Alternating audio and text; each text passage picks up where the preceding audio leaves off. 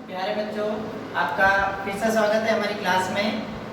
और आज हम सीखेंगे हमारे आसपास के पदार्थ। ठीक है, हमारे आसपास के पदार्थ के बारे में आज हम सीखेंगे। तो सबसे पहले हम ये देखते हैं कि हमारे चारों ओर जब हम नज़र डालते हैं तो क्या दिखता है हमें? बहुत सारी चीज़ें दिखती है।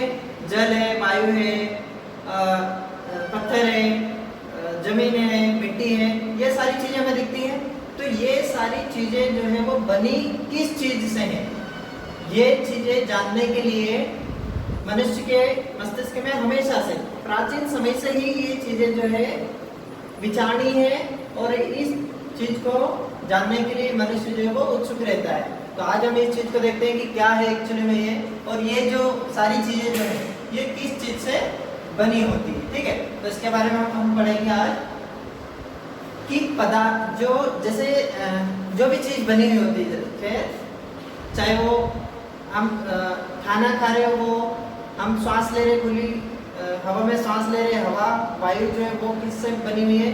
तो ये सभी चीज़ें जितनी भी हम अपने आसपास देखते हैं, जितनी भी जो भी चीज़ें हैं जो हमें दिखाई देती है, इनका जो आकार है, उनकी आकृति सबकी क्या है, अलग अलग है।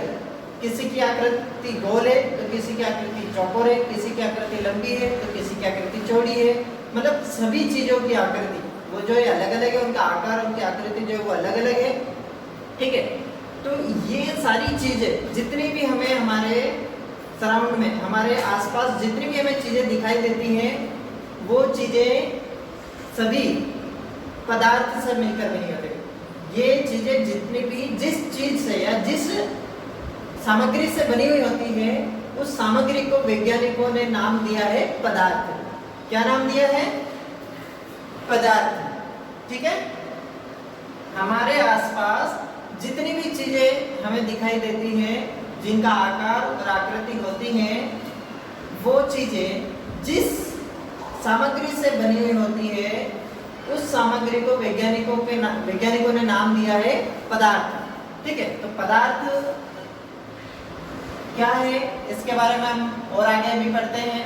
ठीक है, तो अभी देखते हैं कि जितने भी हमारे सराउंडिंग जो भी चीज़ें मिलती है, वो उनको पदार्थ को जो प्राचीन वैज्ञानिक हैं उन्होंने इसको पंचतत्व कहा है। और पंचतत्व क्या है?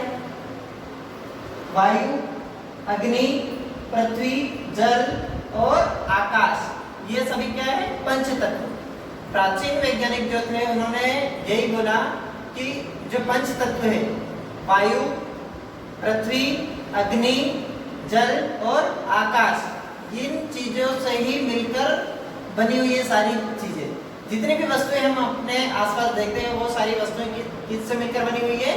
पृथ्वी, जल, अग्नि, वायु और आकाश, इन 5 चीज़ों से बनी हुई है, जिनको हम पंचतत्व बोलते हैं। तो ये प्राचीन काल के जो वैज्ञानिक थे उन्होंने बताया।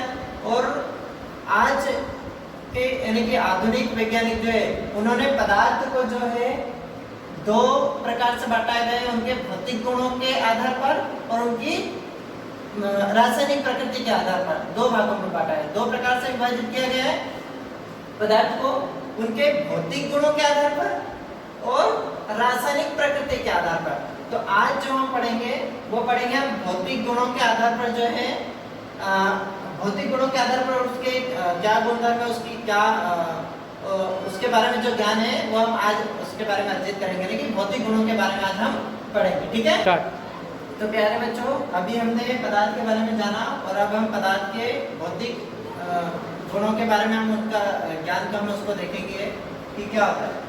तो जो पदार्थ एक्चुअली में जो होता है कि पदार्थ जो भी वस्तुएं वो अपने जो ब्रह्मांड में स्थान घेरती है या उसका आयतन होता है, कुछ न कुछ स्थान घेरती है, आयतन होता है। ठीक है,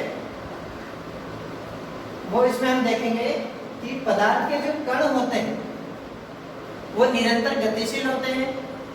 पहले प्राचीन समय में क्या विचारधारा थी कि जो पदार्थ होते हैं वो एक सतत होते होंगे, जैसे कि लकड़ी का टुकड़ा है, जैसे एक तो उसके सतत होता होगा, लेकिन धीरे धीरे चेंज होता गया और उसके बारे में हमें नॉलेज और ज्ञान जो है वो होता गया। ठीक है, तो पदार्थ बहुत ही छोटे छोटे कणों से मिलकर जो होता है वो बना होता है। ठीक है, पदार्थ के कण जो होते हैं वो एक दूसरे को आकर्षित करते हैं। ठीक है, पदार्थ के कण जो है वो एक दूसरे को आकर्षित करते हैं और पदार्थ के कण निरंतर गतिशील होते हैं। इतना आया समझ में? तो हम आगे देखते हैं, स्टार्ट। तो बच्चों क्या देखते हैं आगे कि हम पदार्थ कितनी अवस्थाएं, पदार्थ की कितनी अवस्थाएं होती है ये हम देखेंगे। ठीक है, तो पदार्थ की अवस्थाएं कितनी होती है ये हम जब अपने चारों ओर देखते हैं तो हमें बहुत सारी चीजें दिखाई देती है, जैसे कि चौक है या डस्टर है या फिर टेबल है या और भी बहुत सारी चीजें हैं जो कैसी होती है, ठोस होती है, उनको वो ठोस होती है। और इसके बाद में हम देखते हैं पानी द्रव रूप में होता है और इसके बाद में वायु है, हवा जो है वो गैसीय अवस्था में होती है। तो ये कितनी अवस्था होती है वो आज हम इसको अच्छे से और व्यवस्थित रूप से हम इसको पढ़ेंगे। ठीक है, तो आप पूरा ध्यान आपका इधर ही होना चाहिए। देखिए, वास्तविक पदार्थ की जो वास्तविक रूप से 3 अवस्थाएं होती है। एक और अवस्था है प्लाज्मा, जो आपको अभी नहीं जानना है। ठीक है, आपको अभी ये 3 अवस्थाओं के बारे में ही जानना है। ठीक है, तो पदार्थ की 3 अवस्थाएं होती है। सबसे पहले होती है ठोस अवस्था, फिर द्रव अवस्था और फिर गैसीय अवस्था। ठीक है, पदार्थ की कितनी अवस्थाएं होती है?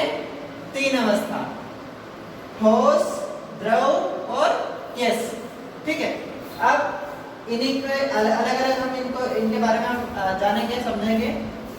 देखिए, ठोस जो होता है, ठोस का आकार और आयतन दोनों निश्चित होते हैं। ठोस का आकार और आयतन निश्चित होते हैं।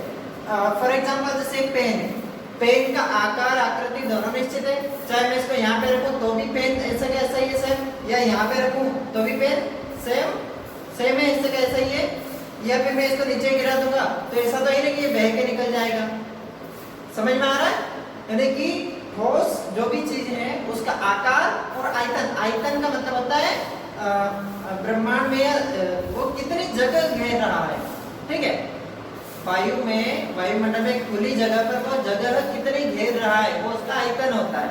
ठीक है, तो ठोसों का आकार और आयतन दोनों निश्चित होते हैं, यानी कि वो फिक्स होते हैं कि इसका आकार इतना है और आयतन इतना है।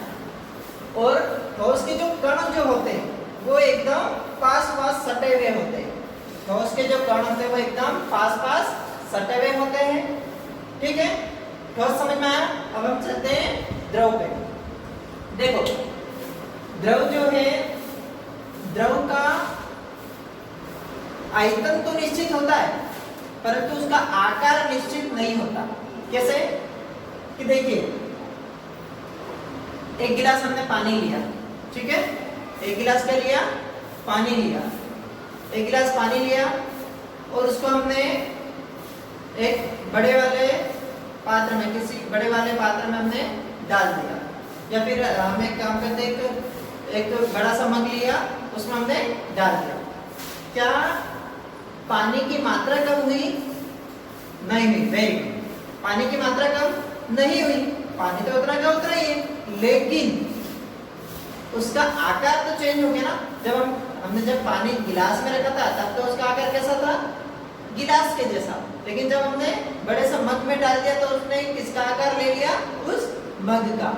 तो इसका मतलब ये हुआ कि उसका आयतन तो निश्चित है परंतु उसका जो आकार जो है वो निश्चित नहीं है।